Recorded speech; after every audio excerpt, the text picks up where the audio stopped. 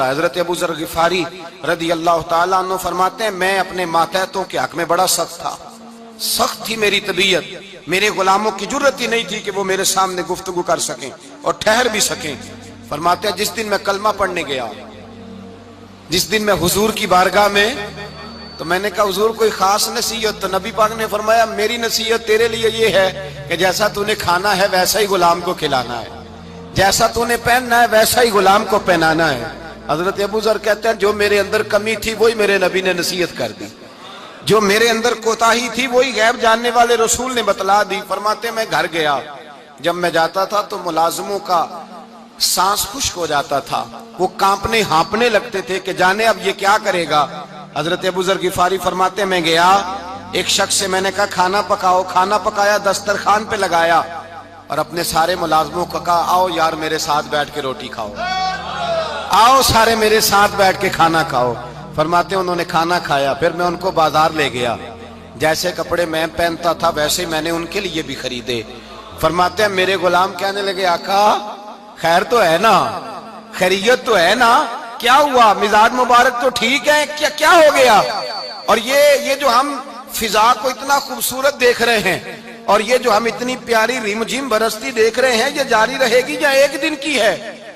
تو حضرت ابو ذر غفاری رو پڑے، کہنے لگے اب تمہیں ابو ذر غفاری بدلا ہوا ملے گا، اس لیے کہ اب میں وہ نہیں رہا، اب میں رسول اللہ کا کلمہ پڑھ کے غلام مصطفیٰ بن گیا ہوں، اب میں بدل گیا ہوں، میری طبیعت بدل گئی۔ غلاموں کے حق میں حضرت مولا علی شیر خدا غلام کو لے کر کے گئے دکان پر، حضرت مولا علی غلام کو لے کر گئے کپڑے کی دکان پر، 2 جوڑے خریدے، ایک کم قیمت کا ایک زیادہ قیمت کا، ایک کم قیمت کا ایک زیادہ قیمت کا، 2 جوڑے خریدے۔ جب واپس لوٹے تو غلام سے کہنے لگے تو اپنا لے لے۔ غلام کو پتا تھا کہ اس زمانے میں ہوتا کیا تھا، اس نے کم قیمت کا جوڑا اٹھایا۔ حضرت علی فرمانے لگے عجیب آدمی ہے، یہ تو تیرا نہیں یہ تو میرا ہے۔ اس نے کہا حضور کس طرح سے؟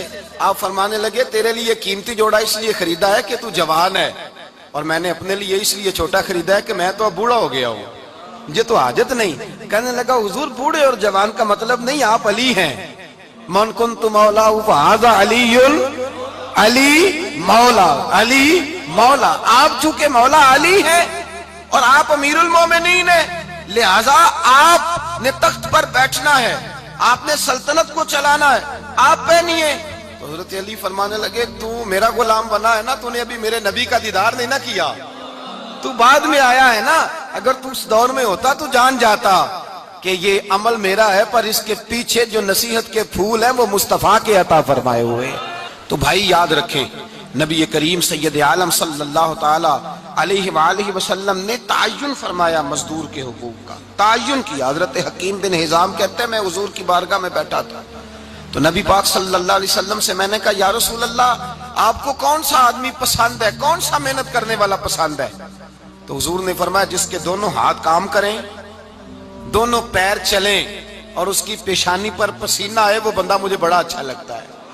جس کی پسینہ آئے، آج لوگ مزدوری نہیں کرتے، دائیں بائیں دیکھتے ہیں، لوگ اپنے اندر وہ توانائی، وہ غیرت، وہ خودداری پیدا نہیں کرتے۔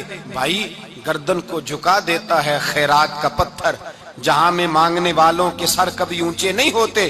اور ایک بار کہنے لگے غیرت ہے بڑی چیز جہاں نے تگ و دو میں پہناتی ہے یہ فخر کو تاج سردارا۔ اپنے اندر یہ توانائی پیدا کرنی چاہیے، یہ کوشش کرنی چاہیے۔ میرے نبی کریم صلی اللہ علیہ وسلم نے فرمایا تمہارے بعض گناہ ایسے ہیں جو صرف تم مزدوری کرنے جاؤ گے تو اللہ تمہاری مزدوری کی وجہ سے ہی تمہارے گناہ معاف فرما دے گا، اللہ تمہاری محنت اور کوشش کے سبب سے تمہاری ان غلطیوں سے درگزر فرمائے گا۔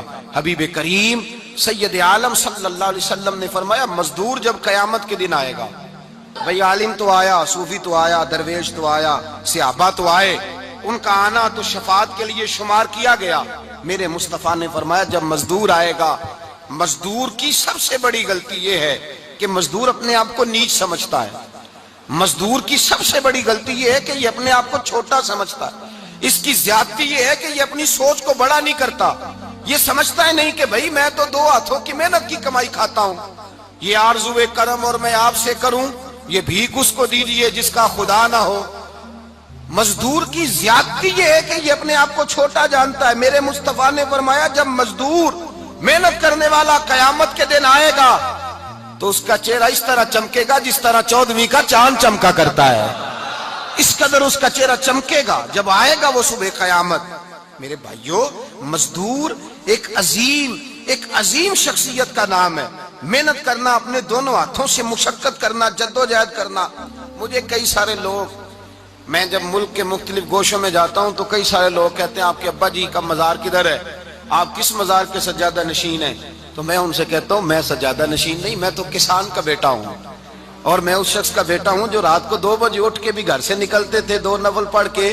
तो हम पूछते थे कि अम्मा जी अब्बा जी कहाँ गए? तो कहते थे चंद खेतों को पानी लगाना था और रात को रुखसत हो गए। फख्र की बात है, ये एजाज की बात है, ये एजाज की बात है। हमने सारी जिंदगी उनके हाथ पे छाले देखे, लेकिन बात लफ्ज जुबान पर यही देखी कि बेटा इज्जत वाला वही होता है जो अपने हाथों से मेहनत करके रोजी खाया करता है। भाई याद रखें, ये एजाज की बात है। एजाज, मजदूर का बेटा फख्र करे, किसान का बेटा नाज करे। वो जो आदमी सवेरे जाता है वेल्डिंग का प्लांट लेके काम करने, उसका बेटा नाज करे। वो जिसका बाप फावड़ा चलाता है, छैनी चलाता है, थोड़ा चलाता है, वो नाज करे। और मजार सिर्फ उन लोगों के नहीं होते जो अल्लाह अल्लाह करते हैं, हु करते हैं, वो तो काबिल एजाज है अल्लाह के बंदे, उनके भी मजार होते हैं। मजार वो भी होता है जिसको मेरे मुस्तफा ने फरमाया अल कासिबु हबीबुल्लाह, जो मेहनत करता था, हाथों से जद्दोजहद करता था, वो भी तो अल्लाह का दोस्त है ना, उसका भी तो मजार है ना, उसकी भी तो कब्र पर अनवार है जो अल्लाह का महबूब होके गया। तो भाई अपना एजाज जाने, समझे इस बात को। मेरे मुस्तफा करीम सल्लल्लाहु अलैहि वसल्लम मजदूर को इज्जत देते, वकार देते, और जो हुजूर के घर में खादम होते उनकी नाज बर्दारी करते। हमारे घर में जो बीबी बर्तन धोती है वो हमारे साथ बैठ के रोटी नहीं खा सकती, उसको ये इजाजत नहीं होती। हमारा जो मजदूर होता है ना, एक साहब कहने लगे ये बच्चा मेरे पास काम करता है, इसके अब्बा जी भी करते थे। तो मैंने कहा इसका मतलब ये है कि तुमने आगे नहीं बढ़ने दिया, तुमने कहा मजदूर ही रहना सारी जिंदगी, यही रहना मेरे पास, आगे ना बढ़ना। मेरे मुस्तफा करीम सैयद आलम सल्लल्लाहु अलैहि वसल्लम के पास जो लोग काम करते थे, मेहनत करते थे, मुशक्कत करते थे। हमारा मुलाजिम डरता है, कांपता है, वो बात करता है तो साहब जी कहते कहते जुबान थकती है, 100 दफा मूड को देखता है, गालियां खाता है बेचारा, उसकी इज्जत नफ्स को उछाला जाता है, उसको रुसवा किया जाता है, और वो बेचारा रात को रजाई में मुंह दे के रोता है कि यार मेरे नसीब सिर्फ इसलिए कमजोर हैं कि मैं गरीब के घर में पैदा हुआ हूं। हम एहसास नहीं करते, और मजदूर को कभी मौका मिल जाए जान छूटने का तो भाग जाता है। हमारा किरदार और इखलाक ऐसा नहीं होता। हजरत ज़ैद बिन हारिसा रसूलुल्लाह के गुलाम थे, नबी पाक के घर में झाड़ू देते थे, बर्तन मांजते थे। ये बचपन में अपने कबीले से गुम हो गए थे, किसी ने अगवा करके ला करके बेच दिया, गुम हो गए थे। हुजूर की बारगाह आली मर्तबत में लाए गए। हजरत ज़ैद बिन हारिसा सारा दिन काम काज करते। कोई आदमी आया उनके इलाके का, मक्का मुकरमा, उनको पहचान कर वापस गया उनके कबीले में और जाके बतलाया कि तुम्हारा बेटा तो मोहम्मद इब्ने अब्दुल्लाह सल्लल्लाहु अलैहि वसल्लम के पास। उस वक्त हुजूर ने भी ऐलान नबूवत नहीं फरमाया था। इनके वालिद हारिसा चचा लेने आए और नबी पाक के पास आए तो 2 थैलियां शर्फियों की भर के लाए। कहने लगे हुजूर ये पैसे ले लें, 2 थैलियों में पैसे डालें, दिनार है, दिरहम है, हुजूर ले लें, हमारा बेटा दे दें। नबी पाक सल्लल्लाहु अलैहि वसल्लम ने फरमाया तुम्हें गलती लग गई है, पैसे पीछे हटाओ, मैं ज़ैद को बुलाता हूं, मैं ज़ैद को, इधर देखिएगा, मैं ज़ैद को, मैं उसे बुलाता हूं, अगर वो जाना चाहे तुम्हारे साथ तो मुझे एतराज नहीं ले जाना। चचा और बाप कहने लगे आप अजीब बात करते हैं, वो गुलामी छोड़ के नहीं जाएगा, आप अजीब बात करते हैं, वो मजदूरी छोड़ के बादशाही इख्तियार नहीं करेगा। हम खाते पीते लोग हैं, उसकी माँ तरस गई है उसको मिलने को, बहनें रोती हैं, वो जाएगा नहीं। मेरे हबीब ने फरमाया तुमने अभी ये जायका चखा नहीं, तुम्हें इसका पता नहीं, तो मैं बुलाता हूं, अगर जाना चाहे तो पैसों की जरूरत नहीं, ले जाना। हजरत ज़ैद को पैगाम दिया, आए, हुजूर ने फरमाया वो तुम्हारे वालिद खड़े हैं, वो चचा हैं, लेने आए हैं। जनाबे ज़ैद गए, बाप के गले से लगे, बिछड़े हुए बाप बेटा एक दूसरे को मिलके खुल के रोए।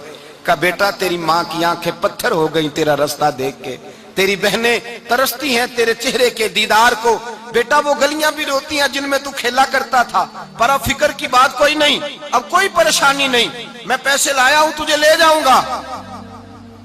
نبی پاک صلی اللہ علیہ وسلم نے دیکھا نا جب باپ بیٹے کی گفتگو ہو گئی، آنسو بہ گئے، بوجھ ہلکے ہو گئے، تو میرے کریم نے فرمایا زید اگر تم چچا کے ساتھ والد کے ساتھ جانا چاہو تو میری طرف سے اجازت ہے، تم جا سکتے ہو۔